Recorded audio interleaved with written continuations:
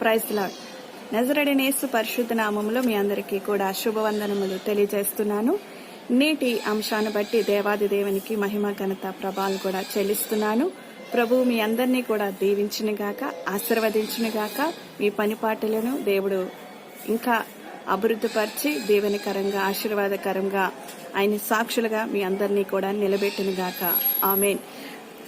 ప్రియ దేవుని బిడ్డలారా, నేడు అంశాన్ని బట్టి మరి దేవునికి మనము స్తుతులు చెల్లించాలి. ఎందుకంటే ఆరాధన అనేది చాలా ప్రాముఖ్యమైనది. ఎందుకంటే క్రైస్తవ జీవితంలో ప్రార్థన, వాక్యము, ఆరాధన ఈ మూడు కూడా ఒకటే బేసిక్ మీద మనము ప్రయాణించాలి.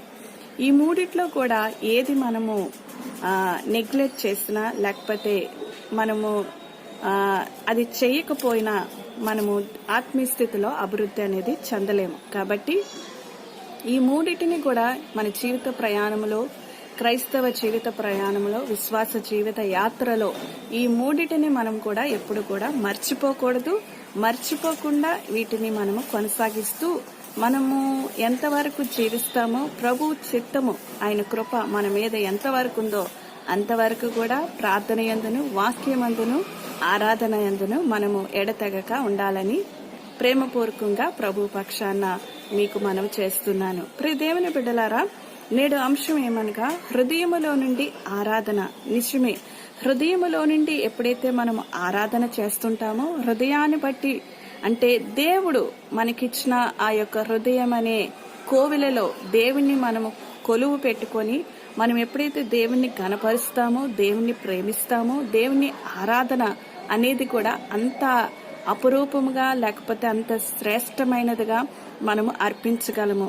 దేవుణ్ణి మనం ప్రేమిస్తేనే, దేవుణ్ణి మనము ఎప్పుడైతే గణపరుస్తామో, స్తుతిస్తామో, ఆరాధన అనేది కూడా భావములతో కూడిన ఆ యొక్క పదాలు కావచ్చు, లేకపోతే మాటలు కావచ్చు, ఏమైనా కూడా మన హృదయములో నుండి, అది అంతరంగములో నుండి కూడా అది వస్తుంది. దావీదు మహారాజు కూడా, దావీదు రాజుగా ఇంకా ప్రతిష్ఠింపబడక ముందే దేవుణ్ణి గణపరిచేవాడు, దేవుణ్ణి ఆరాధించేవాడు. పచ్చిక బయళ్లలో తన గొర్రెలను మేపుకుంటూ దేవుని స్తుతించేవాడు, దేవుని ఘనపరిచేవాడు. ఆ యొక్క ఆరాధన అనేది ఏ విధంగా ఉందంటే, మనము కీర్తన గ్రంథము చాలా అధ్యాయాలు, కీర్తనలు అనేవి కూడా దావీదు మహారాజు ద్వారా అది లెక్కించబడ్డాయి, మనకి ఇవ్వబడ్డాయి. కనుక ఆ పదజాలాలు మనం చూసుకున్నట్లయితే ఎంతో మరి వర్ణింపలేనిది సత్యం కాని ఆ పదాలను కూడా మనం గమనిస్తాము. దేవుడే మనకు ఆశ్రయము, దేవుడే మనకు ఆధారము, దేవుడే మనకి కోట అయిన వాడు అని ఎంతో అపురూపమైన, ఎంతో బలమైన ఆ యొక్క పదాల బట్టి మనము దేవుణ్ణి స్తుతించగలుగుతున్నాము నేటి దినాల్లో. అదే విధంగా మన హృదయములో నుండి వచ్చిన ఆ యొక్క పదాలు, భావాన్ని బట్టి, ఆ ప్రేమను బట్టి మనము కూడా సొంత భావాలతో, సొంత పదాలతో దేవుని హృదయములో నుండి మనము ఆరాధన చేసినప్పుడు, హృదయ అంతరంగమందు ఎప్పుడైతే ఆరాధన అనేది మనం చేయగలుగుతామో, దేవుడు మహిమపరచబడతాడు, దేవుడు ఘనపరచబడతాడు.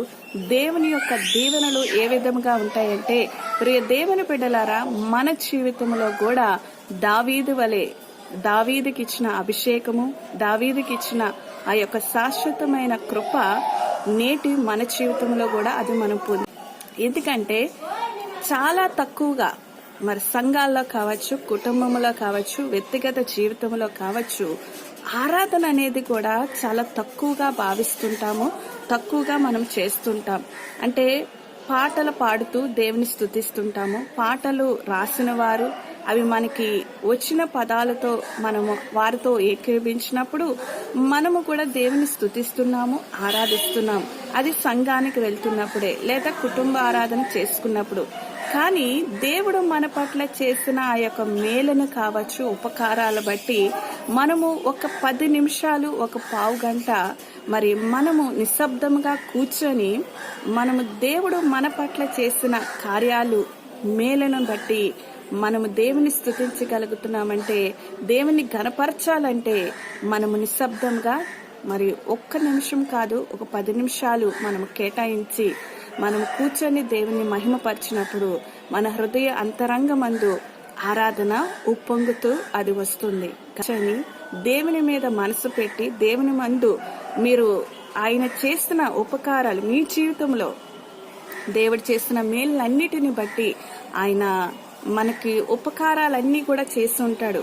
మీరు ఈ విధంగా సజీవంగా జీవిస్తున్నారంటే, ఆరోగ్యంగా ఉన్నారంటే అవన్నీ కూడా నెమరు వేసుకోండి. ఒక్కొక్కటిగా మీరు చిన్నతనము నుండి లేకపోతే యవన కాలము నుండి దేవుడు మీ పట్ల చేసిన కార్యాలు ఉద్యోగ విషయంలో కావచ్చు, మరి వివాహ విషయంలో కావచ్చు, వ్యాపార విషయంలో కావచ్చు, మీ ఆత్మీయ స్థితిలో కావచ్చు, ఏదైనా దేవుడు మేలు చేయకుండా ఏ ఒక్కరికి కూడా ఆయన విడిచిపెట్టడు. ఎందుకంటే ఆయన మనకి మేలు చేసేవాడు, మనల్ని ఆదుకుండేవాడు, మన కాపరైన దేవుడు కనుక ఆయన తప్పకుండా మనకి సహాయం చేస్తూ ఉంటాడు. హృదయములో అది ధ్యానిస్తున్నప్పుడు, మన తలంపులో మనసులో ధ్యానిస్తున్నప్పుడు ఆరాధన అనేది అంతరంగము నుండి వస్తుంది. ఆరాధన అనేది హృదయంలో నుండి వస్తుంది. ఆరాధన అనేది ఆయన ఉప్పొంగుతూ మనం వర్ణింప సఖ్యము కాని దేవా నీకు సాటి అయిన వారు ఎవరు కూడా లేరనే ఆ పదములో మనకి ఆ యొక్క బలాన్ని కూడా చేకూర్చి మనల్ని ముందుకు నడిపిస్తుంది.